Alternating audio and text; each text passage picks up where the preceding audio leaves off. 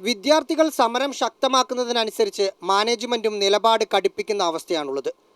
College തുറക്കാൻ police സംരക്ഷണം ആവശ്യപ്പെട്ട് ഹൈക്കോടതിയെ സമീപിക്കാനാണ് തീരുമാനം. ഒപ്പം ലക്ഷ്മി നായരെ പരീക്ഷാ ചുമതലകളിൽ നിന്ന് മാറ്റി നിർത്തിയ സിൻഡിക്കേറ്റ് തീരുമാനം കോടതിയിൽ ചോദ്യം ചെയ്യുകയും ചെയ്യും.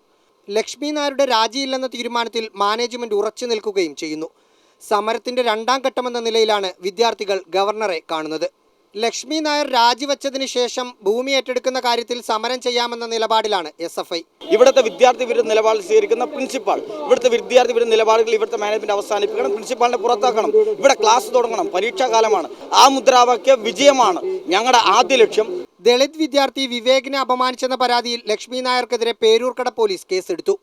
ജാമ്യമില്ലാ വകുപ്പ് പ്രകാരമാണ് കേസ്. വെൽഫെയർ പാർട്ടി അടക്കമുള്ള സംഘടനകളും വിവിധ രാഷ്ട്രീയ പാർട്ടി നേതാക്കളും വിദ്യാർത്ഥികൾക്ക് പിന്തുണ നൽകി സമരപന്തലിലെത്തി.